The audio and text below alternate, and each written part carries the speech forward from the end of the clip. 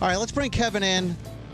He has his band is going to be performing. Kevin Costner in the Modern West. That's right. They're going to be at the Kent Stage. There he is. They'll be there this Saturday at the Kent Stage at 8 p.m. It's at 175 East Main Street in Kent. What's happening, my man? How's it going?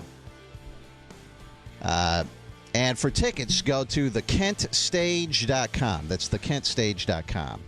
You like this music stuff, don't you?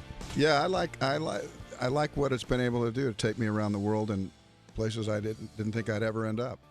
Have you always been a musician, or did you learn this later in life? I trained classically on piano when I was for about 4 years, and felt like from 11 to 15, and it was just that. It was classical, and I thought, I can't keep doing this, and my parents wouldn't let me get outside the lines of playing that music, and I realized, man, if they would have let me play one song and some girl would have sat next to me, I would have kept going. But I really stopped piano and hadn't played it for about 30 years. But, I was in traveling choirs and did all that business. So music was a little bit before the acting. My parents made me play the flute when I was a kid. Is there anything worse than that? I mean, a young boy playing the flute? As a boy? I still have a complex. Look at the way I cross my legs. It's all from playing the flute. Therapy. Very effeminate. It's therapy. I tell you, the people that love us the most, the damage that can come of it. Really? I mean, what did your parents do when they? Where did you grow up, and what did your parents do? My dad came out of the Dust Bowl, and seeing that we're in the country just took that nosedive. He came out and saw his father lose everything, and he had one job in his whole life, worked for the Edison Company. It's a power company. And he was a handsome, fist-fighting, tough guy. I mean, he looked like Paul Newman. He was just tough. But because he'd seen the country go through that, he never took another job. He didn't want to lose the one he had. He was just a hard bark kind of guy.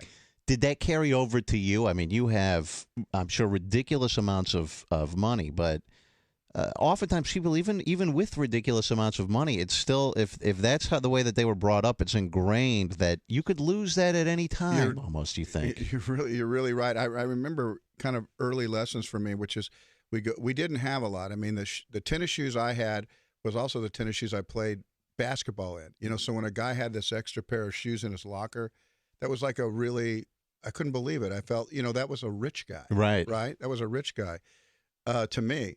And, and I remember, going to restaurants, the smaller ones, and I'd see that side order thing, like maybe get another thing of bacon, right? And my dad said, you know what that costs? And so I grew up with the idea that you didn't get side orders. Yeah. That was, again, for rich people. And we weren't poor, but we didn't have a lot. Yeah.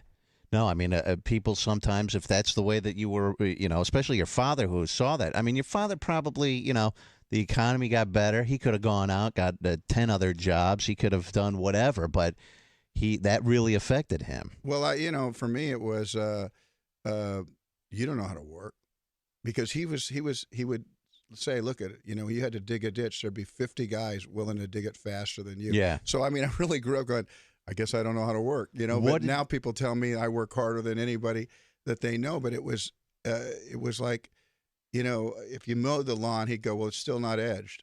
Yeah. You got to wash that thing down. So I was thinking, wow, there's a lot to... What did he think when I guess at some point you told him, I want to become an actor. Now that sounded like, it sounds, I don't know your father, but that kind of sounds like the kind of thing where he goes, son, that's not a real job. Yeah, we have a song about that. It's called 90 Miles an Hour. It's a kind of a metaphor for my life, which is that, when, it's like when I told him I wanted to do acting, he just said, oh, no. And when it actually finally happened for me, he couldn't believe it. And then when I told him I was going to do directing, he said, no, stick with that acting thing. It's just going really good. And so, when I knew I was going back into music, the person I did not tell was my dad. It's called 90 Miles an Hour. You might check it out. But it is a metaphor for my life. But listen, like I think the first thing we said, which is the people that kind of love us the most are the ones that somehow, without knowing it, can almost hold you back. So you really like this music. His website is KevinCostnerModernWest.com. If you had to you had to choose one or the other. Would you get rid of music or get rid of acting?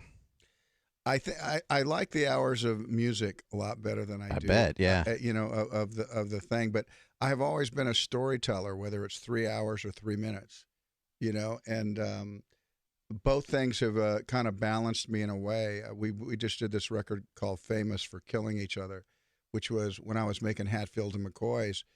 Every day I was kind of waking up in this feeling, and it's a very cool record, and it's all in an Appalachian style.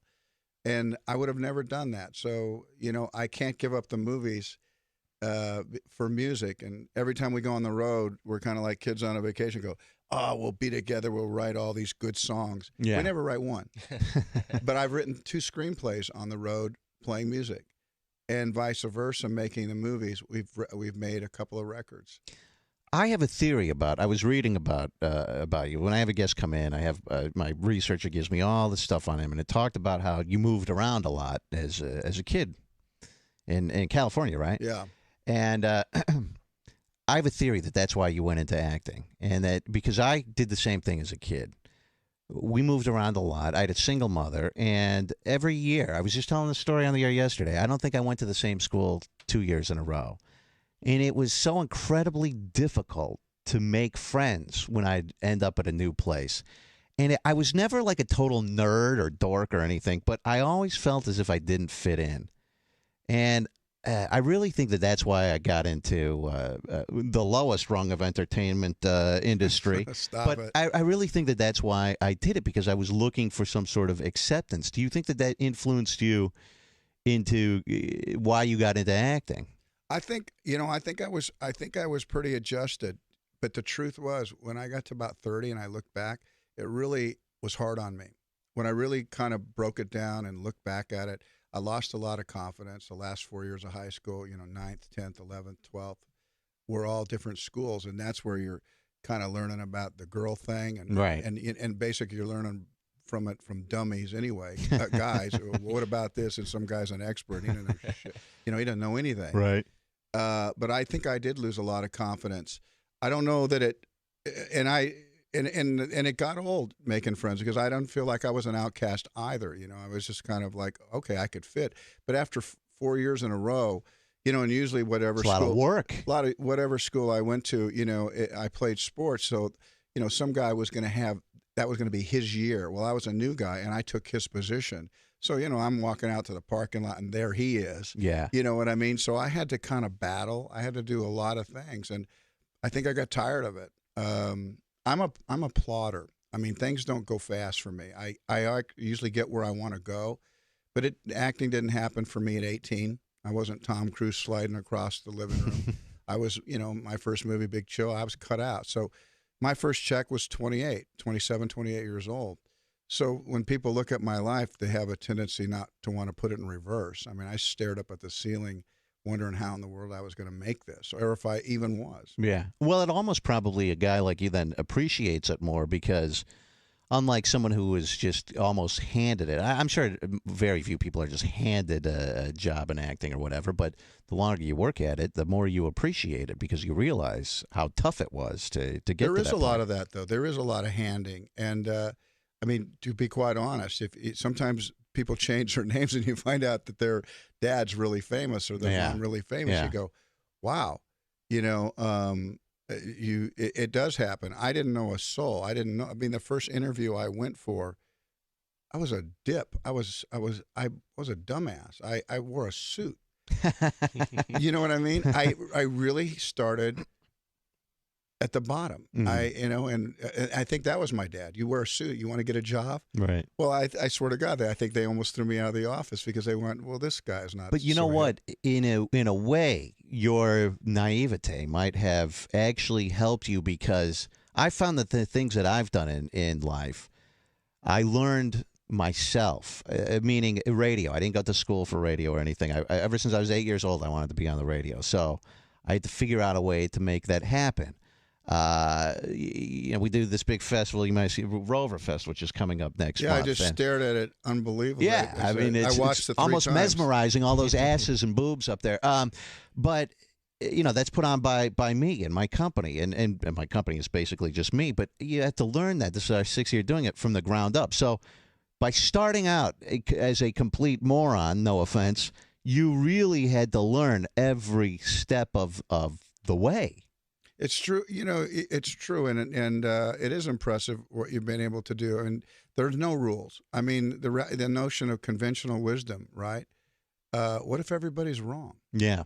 And for you, it's like the mongoose playing with the cobra. You didn't know any different. You just fought your way. Yeah. You fight your way to this. And people, maybe look at you right now, but they don't want to put your life in reverse. They don't want to see traveling with your mom, all the schools, and a lot of doubt that slips in, and now, you kind of stood your ground, you made your mark, you play your music loud, you have an audience. It's America.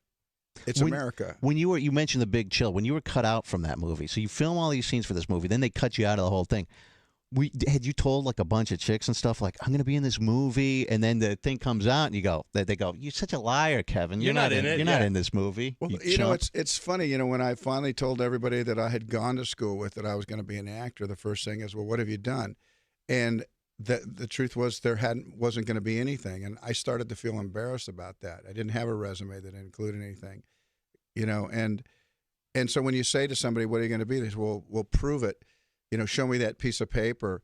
And I finally, thought, I don't need a piece of paper to declare that I'm an actor. Right. I didn't have any proof. But, there was a moment in time where I kind of said, you know what? I quit being embarrassed that this is what I'm going to be.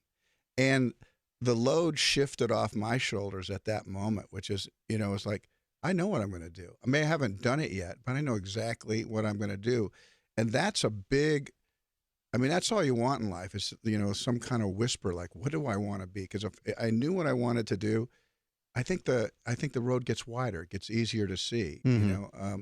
There's a lot of people just making this kind of conventional trail. I was that. I went to university and I felt like a rat going after the cheese. I just wasn't sure what it was.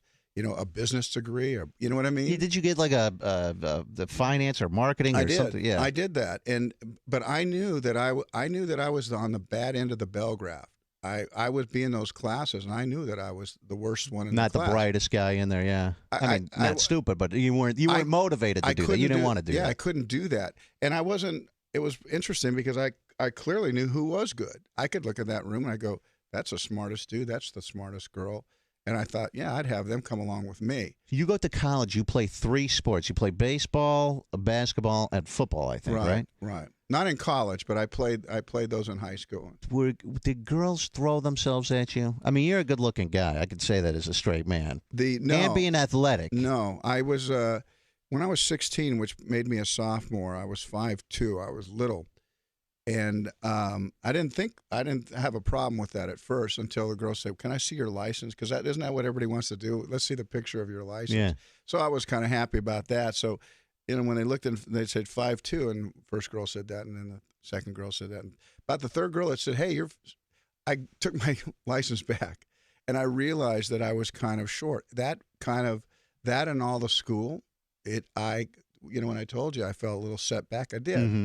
So I wasn't that swift. I like girls plenty, but I have to say I had one date, and that was the prom. I went to all those kind of backward dances, the Sadie Hawkins things. You're right, the girl with that, yeah. Yeah, and never with the girl that I wanted. Always the big hefty girl, right? The girl that came to you first, kind of really came to you first, and then you didn't want to hurt anyone's feelings, and that was right.